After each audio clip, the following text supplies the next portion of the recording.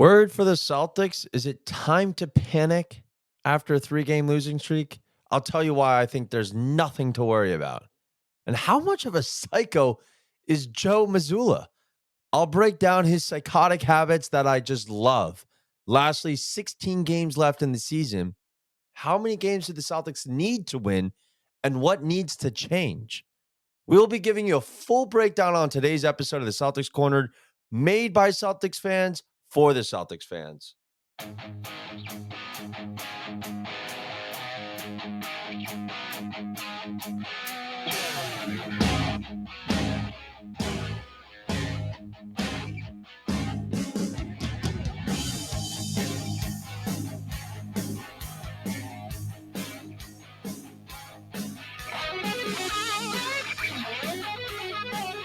And we're back. Welcome back to the Celtics Corner, hosted by Brian Nasto, where we recap every Celtics game. I'm joined by special guests on the show with in-depth breakdowns, latest topics, and anything Celtics. I have a question for you. Do you bleed green? If you do, then you are in the right place, my friend. Make sure to follow my podcast as well as my socials at Celtics Corner _ on Twitter and Instagram for live game updates, posts, and discussions for your Boston Celtics. What an episode we have today for you guys. I mean, obviously, this is a complete turnaround. We haven't seen this slump yet from the Celtics all season. Are they slowing down? Is it anything really to be worried about? I don't think so. I think the Celtics here in this situation, uh, coming off of the All-Star break, we can agree they've been shaky. It hasn't been what we're used to. Um, let's just go down the list here. We got the Indiana Pacers. They went into overtime against them, 142, 138. Then they just sneak by the Sixers. That was a hell of a game-winning shot by Tatum there. Get blown out by the Knicks again. They just can't seem to find their handle on the Knicks either way. You sneak by a win with the Cavs, 117, 113. You're up 30 points versus the Brooklyn Nets. The Brooklyn Nets that, remember, got rid of their whole entire team. You blow a lead at home, not away, at home versus this handicapped JV Brooklyn Nets, and the Nets end up beating you 115, 105 on your own turf. And then the following game, you go into another overtime game versus the Knicks. You lose by 2, and then the other night they lost to the Cavaliers on the road. Could have easily won. Should have Grant Williams made those 2 free throws? Yes, obviously, but it's just frustrating to see as a Celtics fan when you're going back-to-back overtime games there. I mean, don't pull the excuse that they're tired. They're not tired. We've been doing this all season long. We've been the best team all season long, and now we have a 3-game losing streak. I don't even remember the last time they had a 3-game losing streak. I don't even know if they did the whole entire season. I think it was when they went out west at one point. They played oh no, they the last time they had a 3-game losing streak was when they played back to back against Orlando and they lost the Pacers. That was the last time they had a 3-game losing streak, and that was all the way back in the middle of December. So we've been doing this all season long. They've been steamrolling through teams, and all of a sudden, it's come to a point where I feel like the Celtics aren't generating offense. And what I mean by that is I think they're relying too much on, okay, let's play the pick and roll game here and let Tatum, let Brown do their jobs. A lot of ISO ball. And that's not the type of basketball we've seen from the Celtics all season long. We know how they got the greatest depth in the league right now. They are deeper than the Atlantic Ocean. The unselfish basketball that's played all season was pretty much the main factor to their success. And here you got them struggling to find themselves how they were for most of the season. This is not the Celtics team that we've seen all season. So am I worried? No, because it's only 3 games, and I'm honestly not even going to count the Cavaliers game because they should have won that. They should have won that. Grant Williams should have made those 2 free throws, but he jinxed himself talking smack to Mitchell. I'll make both. I'll make both. Clearly, he didn't because you lost. So again, is it time to worry? No, not yet. Am I concerned? Yes. I listen. We'll talk about it later. 16 games left in the season. Plenty of time left. We got a month and a half left before the playoffs. The Celtics can figure this out, and they have the 9th easiest schedule left out of all the teams in the league for the season. And I think that is, if that's not, a nice steak on a golden platter being handed to you, you got to take an opportunity of this and you need to get back to work. What needs to change necessarily is make that unselfish basketball again. Stop doing these pop threes in the face. See who's got the hot hand. It's just not good. And you know what? The Celtics will have runs. We know the Celtics give up runs to other teams, and we've seen it happen before. All you need is a couple missed shots. They knock down a 3 or 2, and the team's right back in the game. We've seen it happen. The Celtics do this on a constant basis, game to game. However, that leaves no excuse to give up a 30-point lead to the Brooklyn Nets. That was the worst loss of the whole entire season. And ever since then, I think the Celtics have been mentally kind of defeated, and I think they just need to move on because ever since that game, they just look sloppy and they just can't get back to their regular selves.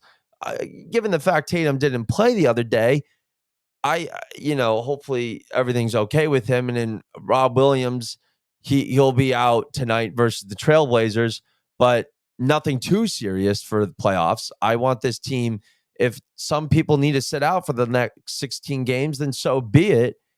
I want to be fully healthy, full strength, ready for the playoffs. Now, pretty much this whole entire season, we've gotten by missing 1, 2, maybe 3 players with injuries, whether they were starters or key players coming off the bench like Malcolm Brogdon, Peyton Pritchard, or Derek White in this case. However, it's come to the point where you're going up against the Bucks at the Eastern Conference Finals. There's no ifs, ands, or buts about it. That is what is stopping you. I'm not even worried about the West right now. I'm worried about the Bucks. The Bucks is the main issue in this situation. Bucks have a tremendous team, and now they're in the, Gordon Dragic is a leading contender to be signed on the Bucks. Let's not forget they picked up Jay Crowder in the trade deadline. He'll come back hopefully by the time playoffs comes around. This team is stacked. Giannis is playing in his super freak form.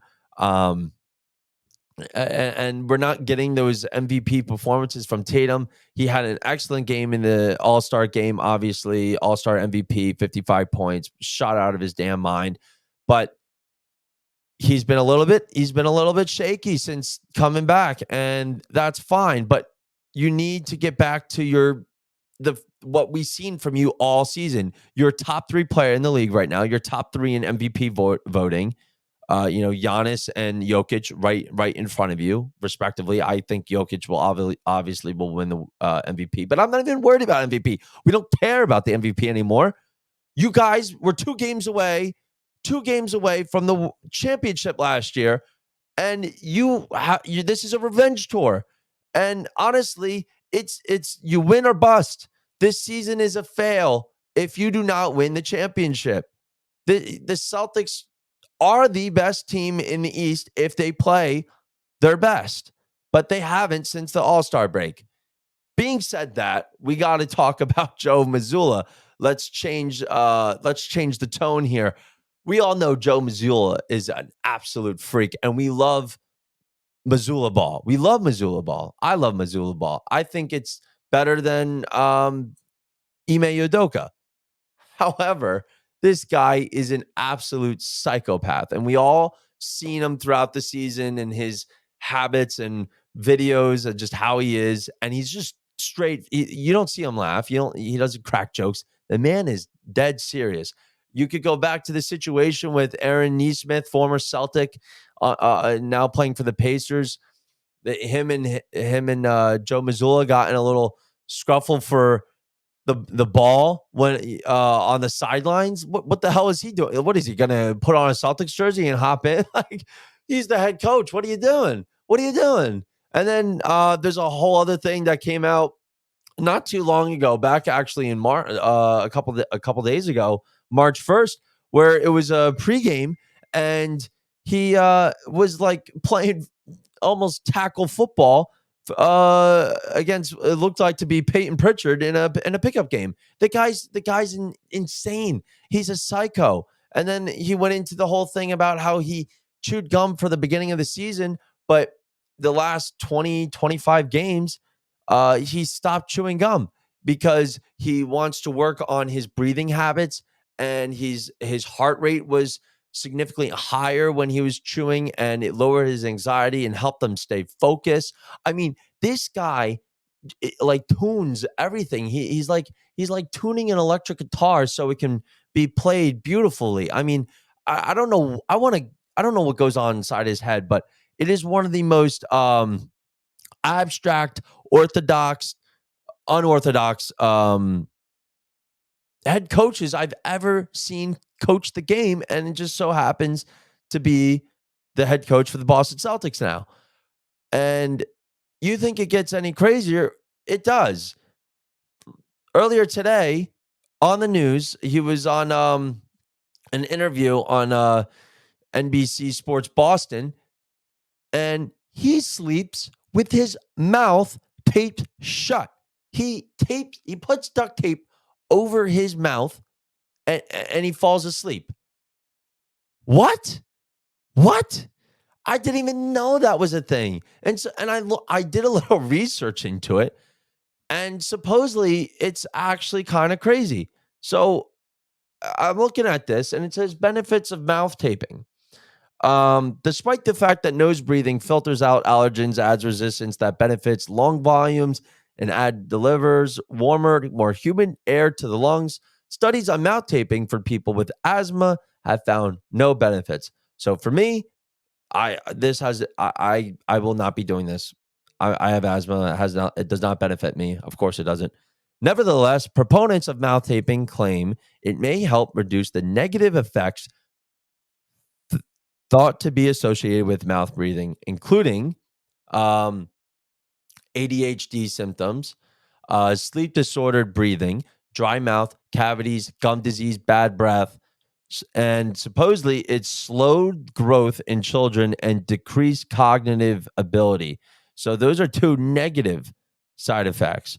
But bad breath, gum disease, cavities, dry mouth, sleep disordered breathing, and then ADHD symptoms. And he goes into the whole thing on like why he does it. And he says there needs to be a certain obligation for coaches around the league that need to take care of themselves mentally, physically, psychologically, emotionally. And this is one of the things that he's been doing for a while now. And because supposedly you're supposed to sleep, obviously snoring, you're not going to snore with your mouth shut, but as when you're sleeping, you're supposed to sleep breathing in and out of your nose, not your mouth. However, doctors recommend not to do this because it's obviously very dangerous. Allergies, I can't do this. I'll suffocate myself, the amount of shit clogged up in my nose. Being said that, this is just psychotic. It basically changes his sleeping habits, makes him feel more awake. He doesn't seem to wake up in the middle of the night while he has a thing taped, duct tape to his mouth. And supposedly there's like certain tape that you can actually buy for this. I've never seen anything like this before. This is crazy. If anybody knows, like, if anybody does this, please like hit me up on my Twitter. Let me know like what it actually does for you. Like, does it Do you get a better sleep? Do you feel more refreshed? I don't know. I don't know. I like to hear more about this. Hopefully someone can interview him more about this because I just like to get more details on what this is because this is actually insane. Duct tape over your mouth while sleeping. And at the end of the day, I love it. The guy's a psychopath. And I don't, you know what? It comes down to the question whether or not do you think the Celtics would be in the same position or a better position or a worse position if Ime Udoka was coaching? Part of me wants to say the same. I feel like defensively under Ime Udoka's scheme, the Celtics were a lot grittier, a lot more defensive driven, focused team. Obviously, we have by far one of the best offenses, if not the best offense in the league this season, with the amount of depth and numbers we have and versatility we also have with stretching the floor with bigs and guards coming off the bench and size. This is by far probably the best offense in the league and one of the best offense of all time. Obviously, we've seen the numbers and it stands true. Numbers don't lie. But defensively, we are definitely a lot weaker with the amount of points we're giving up to teams. There's more than half the games last season under Ime Udoka. This team would not even allow their opponents to reach 100 points, which is unbelievable. But in the end, I think Joe Mazzulla is the guy for the Celtics. Obviously, they've officially signed him as the head coach, so this guy isn't going anywhere for a while. Until then, we will see what else this guy has to offer on the court and off the court with his psychotic habits. Being said that, that brings me up to the last thing of today's segment is that we have 16 games left in the season. How many games do the Celtics need to win and what needs to change? And when we look at the Celtics schedule and what they have left, this team in the next 16 games, should only lose 3. I only see them losing 3 in the next 16 games. Being said that, they should go 13-13. That is the worst case scenario that I have for them. All right. Being said that, you don't finish the season above 60 wins when we thought this team was, hey, this is a 60, 65 win team for the season.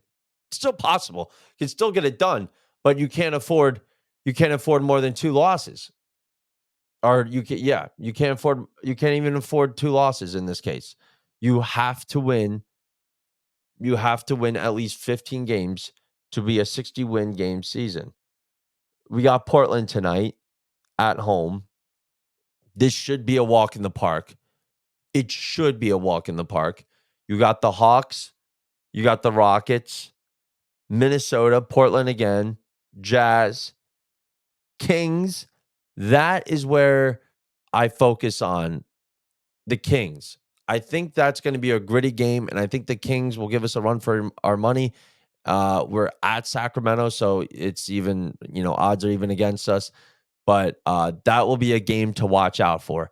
You got the Indiana Pacers, San Antonio, Washington, and then the Bucks. Thursday, March 30th, 7:30 p.m. TNT. Mark it on your calendars.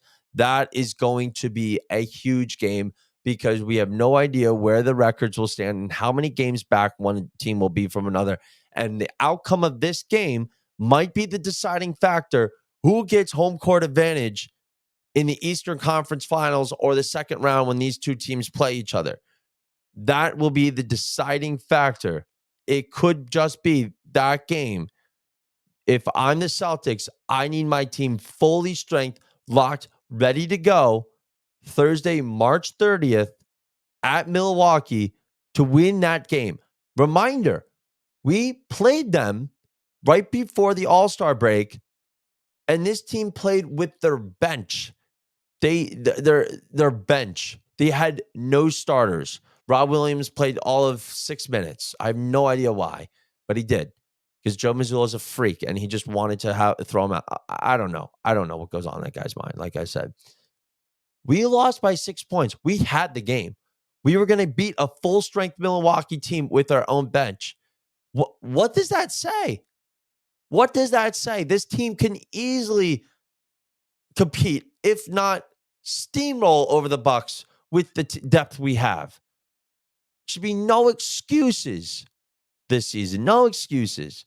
Chris Middleton is not the Chris Middleton we know and seen in years past. This guy has fallen off ever since the injury, and he's not the same anymore. It's you stop Giannis, you beat the Bucks. That's it.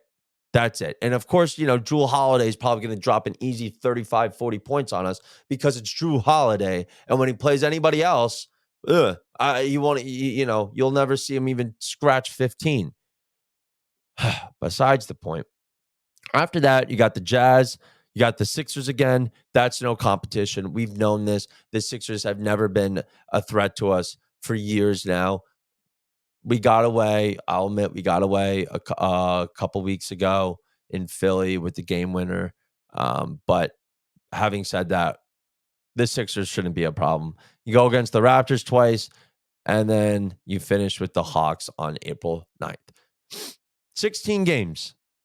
If I were to say they were to lose 3 at max, these are where I see losses. Obviously, the Bucks, the Kings, and I could see them giving up an L to the Pacers because the Pacers just play phenomenal whenever we face them. Yeah, this. You could finish this season 58-24. 58-24. And if I made that, if you're a Celtics fan, I'd be pretty happy with that result. Obviously, we weren't expecting the Celtics to have such a slump going into the All-Star break or after the All-Star break, but here we are. At this point, it's finish strong. You only can afford 3 losses if I'm the Celtics, and stay healthy or get healthy before the playoffs. Other than that, they play Portland tonight at 7:30 p.m. It should be a walk in the park. But that's all I have for you guys. I'll be posting live game updates on my Twitter for every game at Celtics Corner _. Make sure to go give that a follow and make sure to follow the podcast so you get notified every time a new episode comes out. Until then, go Celtics.